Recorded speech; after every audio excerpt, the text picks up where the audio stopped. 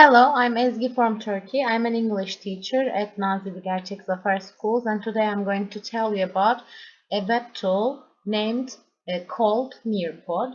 Nearpod is a live lesson generator.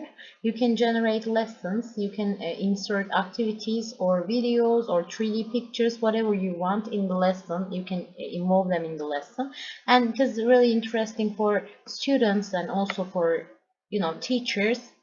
It's important to build the lesson as interesting as you can for students. So here, this is the main page. You have students doesn't need to log in or sign up or anything. They just enter a code that you give them and they are in the lesson. Teachers, however, needs to sign up or log in. Here I already have an account, so I'm going to log in to my account. Here you have a little form that you need to fill out, but I'm going to use my Gmail account in order to log in. You can do the same.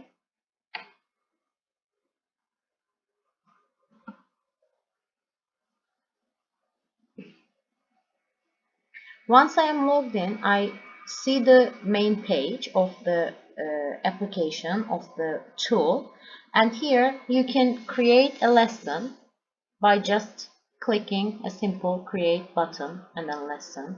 Here you can do whatever you want, okay? You can just prepare a regular presentation, or you can add activities in and insert them into your presentation. You can also drag and drop files here if you already have a prepared lesson, prepared, I don't know, PowerPoint document or any other document. PDF, it can be PDF too. You can add content from clicking by clicking to this button. You can insert videos, web content, 3D pictures, or any other things, or activities are here. You can just have a quiz show, you can ask an open-ended question, you can prepare matching pair questions, quiz, Flipgrid, draw it. Students can draw and they will be, it is really interactive for students as well.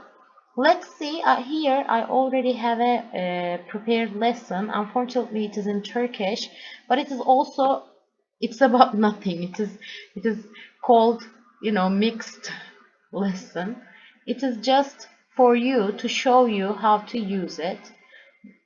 First of all, as I prepared to create this lesson before, it is here, as you can see, it said mixed document, mixed lessons, and here we have three choices: student space, which means students are working by themselves at home, at school, I don't know where, but they have their own pace, and live participation. In the live participation section, everything is under the teacher's control. Okay, students have no control over it. Students have interactive things, activities to involve to the lesson, but they can't change anything. They need to follow your lesson pace. Let's say live participation. When I say live participation, it gives me a link. Here you will see it. Students can use this link. You can say copy link and just send your students, and they can use this link to enter the lesson. Sorry. They can also use the code here, this code. Do you remember the main page? There was this student section, and then under it, it said enter code. There they can enter this code, and then they are in the lesson as well. But copying link is much more easier. Okay, I have this main page about Ottoman Empire, and then here, this is the students page. Student shows a message, sees the message, welcome to your lesson, and she or he needs to write down her name. Here I wrote Ezgi Beyhan. I could write just my name, or I could use a nickname. It's all possible. And here I also see the main page of this presentation as well. Once the teacher changes the page changes for student too. This is a regular presentation, the starting. Okay, here I inserted an activity. This is a draw it activity. Here the student sees a notification. It says time for a draw it. You have 1 minute, and once the teacher starts the activity, it will start for you. I start the activity as the teacher, and here we see a countdown, and then the student can just write the name of the internal organs of a human body. This is hard. It's a little bit difficult to write it. It is absolutely impossible from a cell phone, smartphone. But you know, from a laptop or from a tablet, it's better. As you can see, I can write it. This is stomach. Okay.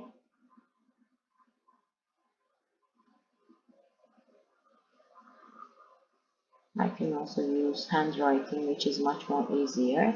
And then, as you can see here, whatever I write, the teacher sees it. Whatever I do, the teacher sees it. Okay? So, in 7 seconds, I had a timer for this activity. In 7 seconds, it will end. Okay? Now we can go to the other page. On the other page, we have got a 3D picture, and the student is seeing the same picture. The student can also turn it, as you can see. I can also do it. Okay. Once I just skip it, students see the same page as I do. This is a web page, and student gets the message. Click here to open the web page. I actually inserted this web page in my presentation. And this is also another activity. This is matching pairs activity. Here it says time for matching pairs. And once the teacher starts the activity, it starts for student as well. And student needs to match the professions with their explanations. A doctor takes care of us when we are ill. An engineer builds our homes. A teacher teaches us how to read. Okay, so as you can see here, I see Ezgi Beyhan's results. I can also click this button at any time in the lesson to just hide the students' names. This is also a useful tool because it is sometimes really difficult for students to give answers under pressure, especially from their classmates, pressure from their classmates. So once you hide their names, their answers are shown and you can see who gives which answer, but they can't see each other's answers. So this is also useful when you are working, especially with a shy group of students. Okay, so the results. This is also a regular presentation page. Here we have another activity. What is the activity? Time for a poll. Okay, this is a voting activity. I asked a question you can ask a question at any point of the lesson. You can, this is fun. Everybody believes in democracy, and this is also very democratic. You can also ask your students how you should, continue the lesson, or you can just ask if the lesson is boring or interesting, whatever you want. Here I have one question. When I say start activity, the countdown begins, and the question is, do you think Nearpod is a useful tool? Hell yeah is the answer, and you submit your answer. You can edit it in 3 seconds, 2 seconds, 1 second. Okay, I have got Ezgi Beyhan answered yes, so it is good for me. I'm continuing. Here we have a collaborate board. You can also ask an open-ended question, and you can just gather information from your students. My question is, what do you think about, Nearpod? And here, Ezgi writes something and posts it. Here I have a notification It says Ezgi Beyhan wrote this message, and I can just accept it to be seen by other students or delete it. I'm going to accept this, and here you can see everybody can see what Ezgi wrote.